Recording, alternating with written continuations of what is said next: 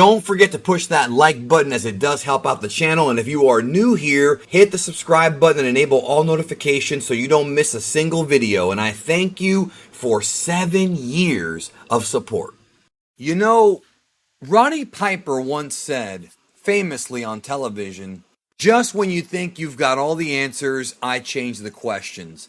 And that's certainly apropos for Chapter 83 of Dragon Ball Super, the manga. There are a lot of questions coming out from this chapter, a lot of things that have yet to be answered or explained, and I think one of the biggest fears from the fandom and concerns, rightfully so, is that they never will be answered or explained, or at least not to the degree where we actually end up caring or understanding or agreeing with the creative choices this month from Toriyama and Toyotaro. Mostly I would say this is Toyotaro's idea, although we really don't have actual proof of that.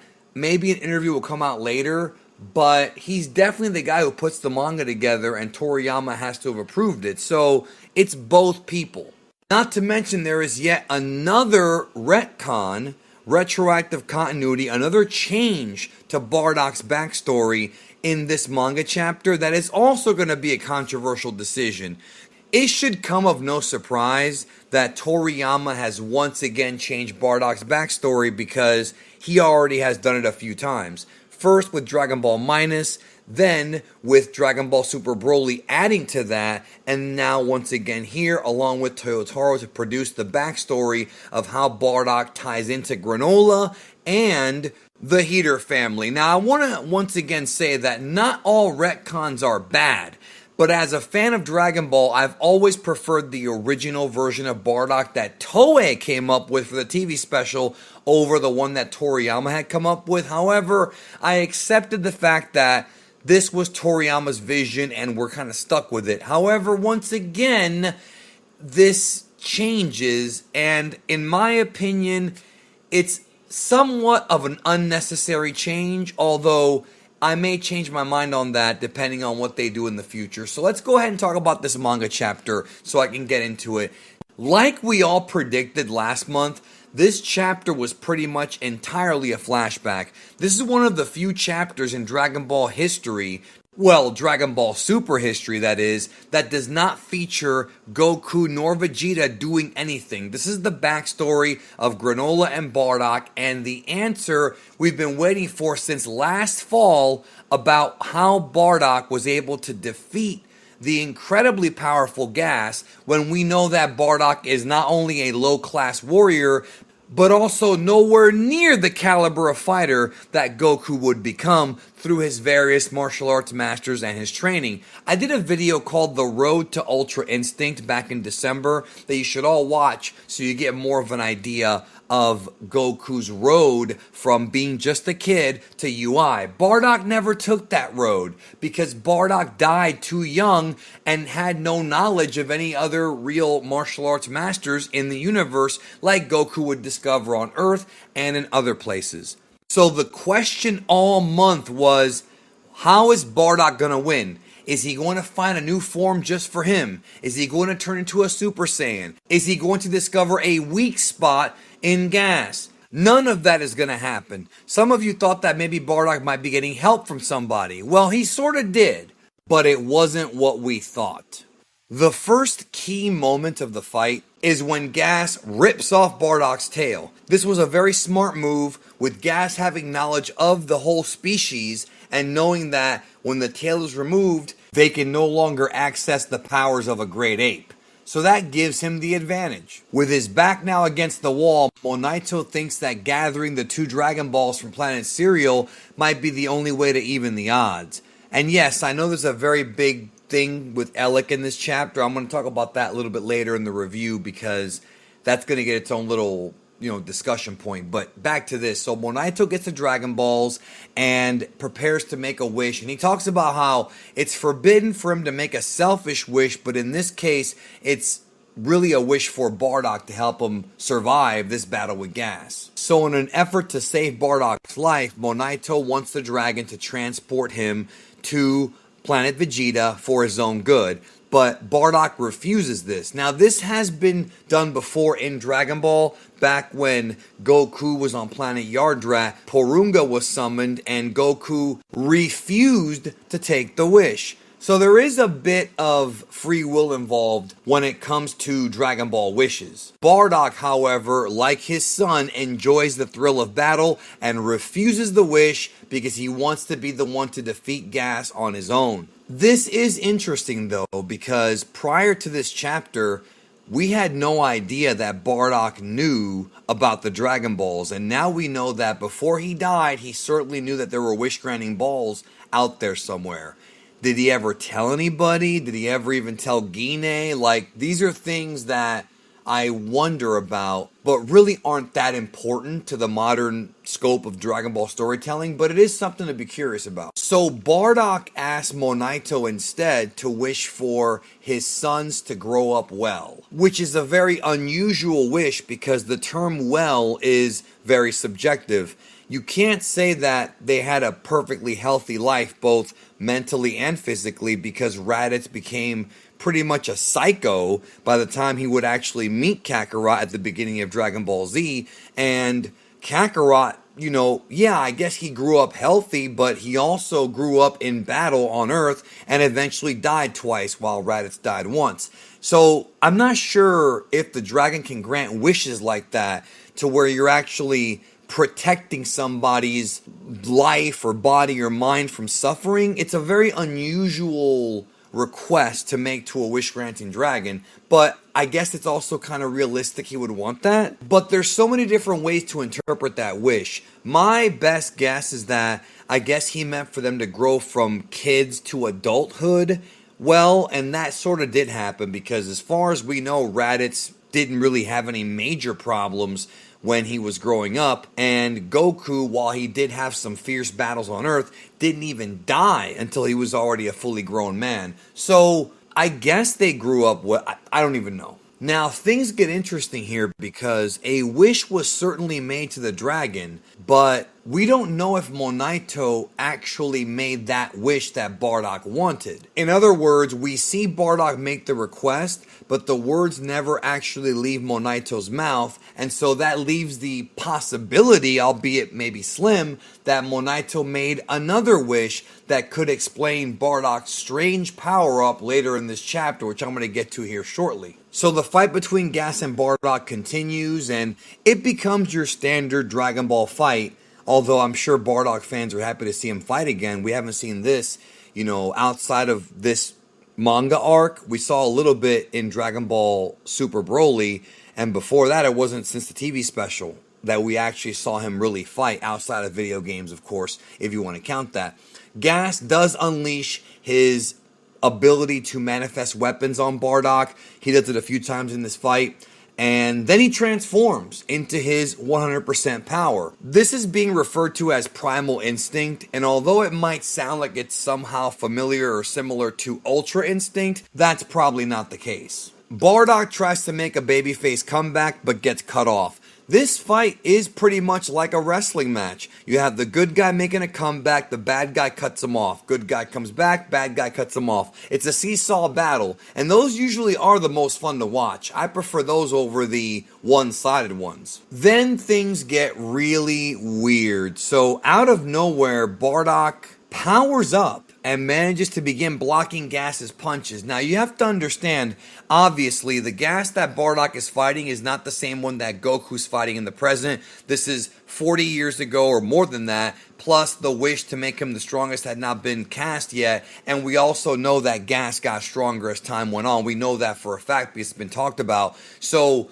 one could maybe make the assumption that Bardock was more relative to Gas's power at this point. It just seems hard to believe because of the last chapter and chapter before that, where we see Gas just smashing everyone. So we have him built up in our heads as being this all-powerful character, but this is him when he was younger. Still though, I'm not sure I'm a fan of this. Bardock does not transform, he just gets stronger and overcomes his limitations, which is something we've seen Goku and Vegeta, Gohan, Trunks, every Saiyan can do this, but usually it takes a bit more damage being done and some healing for them to tap into that power, that Zenkai power. This is just Bardock sort of powering up to an enhanced version of himself without actually going Super Saiyan. Now again, we've seen this before. It's just, it seems a bit far-fetched here for Bardock to do this, in my opinion, only because of the fact that Bardock doing this without any real buildup just seems like lazy writing. I feel like there were a million different things they could have done, and they picked probably one of the worst choices they could have as far as having it make sense. Yes, Saiyans do overcome their limitations, but Bardock has never been that kind of character in the past, no matter what version of the story you're counting on, what version of Bardock that is. But now he suddenly is, and we never got any foreshadowing to this at all. It's implied that this power is essentially referred to as determination. And yes, determination has been a factor in Dragon Ball characters willing themselves to get stronger. You could even make the argument that in the anime version of the Trunks arc of Dragon Ball Super, he used his sheer will to tap into his rage form and to create the Spirit Sword. But again, with Bardock's character, it's something totally new and does come off lazy for me. Now, some of you are going to love it. I know you will, and that's fine. We don't have to agree on this. The entire thing about having an opinion is that it's personal choice, and I just feel like out of all the ideas that people have had, out of everything they could have done, this is probably one of the weaker ideas that I didn't like that much at all. The battle pretty much ends here and Elec shows up. Now this is a conversation that is kind of foreshadowed earlier, but Elec reveals to Bardock that the Saiyans are basically on borrowed time. He doesn't straight up tell him that Frieza's going to destroy them, but he's kind of saying like, you're not going to last much longer. So Elec somehow knows what Frieza's planning, which, why would Frieza even tell Elec that? We don't even know anything about their relationship, but they didn't seem to be that close for Frieza to actually tactically tell him what he's going to do, giving the Saiyans an opportunity to either rebel or to leave. It just seems kind of weird. But what's interesting about this is that when Dragon Ball Minus came out, one of the biggest complaints about it, which even stands to this day, is how Bardock knew what Frieza was going to do.